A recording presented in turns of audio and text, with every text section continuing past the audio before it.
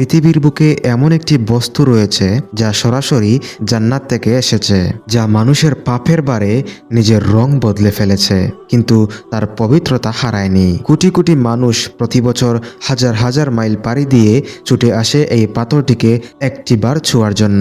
এর নাম হাজরে আসওয়াদ বা কালো পাথর। এটি কি কেবল একটি পাথর, নাকি এর পেছনে লুকিয়ে আছে হাজার বছরের রহস্যময় ইতিহাস? দিনের দিশারির আজকের ভিডিওতে আমরা জান্নাতি এই পাথরের আদি অন্ত সব বিস্তারিত জানব। ইসলামের ইতিহাস অনুযায়ী হাজরে আসওয়াদ সরাসরি জান্নাত থেকে অবতীর্ণ হয়েছে। যখন হজরত ইব্রাহিম আলাইহিসসালাম এবং তার পুত্র ইসমাইল আলাইহিসসালাম মহান আল্লাহর আদেশে কাবাগর পুনর্নির্মাণ করেছিলেন, তখন একটি কোণে স্থাপনের জন্য একটি বিশেষ পাথরের প্রয়োজন পড়ে। হজরত ইব্রাহিম আলাইহিসসালাম ইসমাইল আলাইহিসসালামকে বললেন একটি সুন্দর পাথর খুঁজে আনতে। ইসমাইল আলাইহিসসালাম যখন পাথর খুঁজছিলেন, তখন জিব্রাইল আলাইহিসসালাম জান্নাত থেকে এই উজ্জ্বল সাদা পাথরটি নিয়ে আসেন।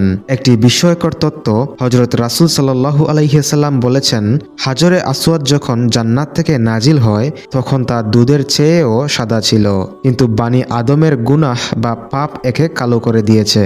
তিরমিজি 877। ভাবুন তো, পাথরটি শুরুতেই কতটা উজ্জ্বল ছিল। কেন এটি এত গুরুত্বপূর্ণ? এর মূল 5টি কারণ। অনেকে প্রশ্ন করেন, সোনা, রূপা বা হীরা নয়, তবে কেন একটি কালো পাথর পৃথিবীর সবচেয়ে মূল্যবান বস্তু? এর কারণগুলো জানলে আপনার ঈমান আরও মজবুত হবে।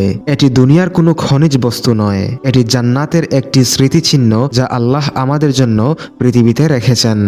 নবী সাল্লাল্লাহু আলাইহিসসালামের স্পর্শ।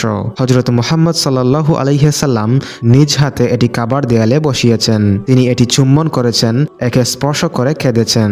নবীজির অজুর পানি এবং চোখের জল এই পাথরে মিশে আছে।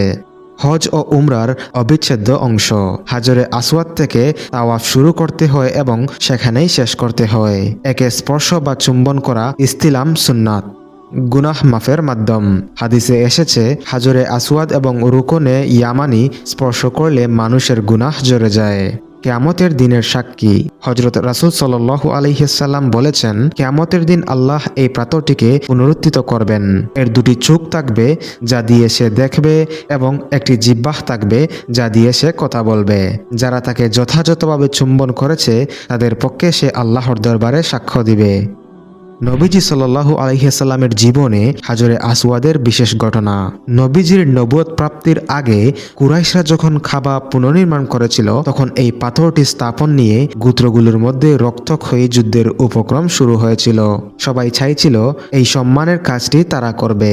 শেষ পর্যন্ত সিদ্ধান্ত হলো, পরদিন সকালে যে ব্যক্তি প্রথম হারামে প্রবেশ করবে সেই ফায়সালা করবে। সৌভাগ্যক্রমে সেই ব্যক্তিটি ছিলেন আমাদের প্রিয় নবী সাল্লাল্লাহু আলাইহিসসালাম। তিনি একটি চাদর বিছিয়ে তাতে পাথরটি রাখলেন এবং সব গোত্রপতিকে চাদরের কোণ ধরতে বললেন। এরপর তিনি নিজ হাতে পাথরটি কাবার দেয়ালে স্থাপন করলেন। তার এই প্রজ্ঞা একটি বড় যুদ্ধ থামিয়ে দিয়েছিল। ইতিহাস জুড়ে হাজরে আসওয়াদের উপর আক্রমণ। এই পবিত্র পাথরটি সবসময় শান্তিতে ছিল না। 1317 হিজরিতে কারামাতিয়া নামক একটি চরমপন্থী গোষ্ঠী কাবা আক্রমণ করে হাজরে আসওয়াদ চুরি করে নিয়ে যায়। তারা প্রায় 22 বছর পাথরটিকে বাহরাইনে আটকে রেখেছিল। পরবর্তীতে তা আবার ফেরত আনা হয়। এছাড়া আগুন এবং বিভিন্ন ঘটনায় পাথরটি খণ্ডিত হয়েছে। বর্তমানে আমরা যে পাথরটি দেখি সেটি মূলত 8টি ছোট ছোট টুকরোর সমষ্টি, যা আম্বর ও মোম দিয়ে আটকানো এবং রূপালী ফ্রেমে বাঁধানো। বৈজ্ঞানিক কৌতূহল। আধুনিক বিজ্ঞানীরাও এই পাথরটি নিয়ে অনেক গবেষণা করতে চেয়েছেন। অনেকে মনে করেন এটি একটি মেটিওরাইট বা উল্কাপিণ্ড যা মহাকাশ থেকে এসেছে, কিন্তু এর গঠন এবং বৈশিষ্ট্য পৃথিবীর অন্য কোনো উল্কাপিণ্ডের সাথে পুরোপুরি মেলে না। এটি বিজ্ঞানের কাছেও একটি রহস্য। হাজরে আসওয়াদ চুম্বনের সময় মনে রাখতে হবে, এটি কোনো উপাসনা নয়। আমরা পাথরকে পূজা করি না, আমরা একে সম্মান করি, কারণ আল্লাহ একে সম্মানিত করেছেন এবং আমাদের নবীজি একে ভালোবেসেছেন। যখন কোনো মুমিন এই পাথরে কপাল ঠেকায়, সে মূলত আল্লাহর প্রতি তার আনুগত্যের চরম নির্দেশন পেশ করে। আল্লাহ আমাদের সবাইকে বারবার বাইতুল্লাহ জিয়ারত করার তৌফিক দান করুন এবং হাজরে আসওয়াদ স্পর্শ করার নসিব করুন। আমিন।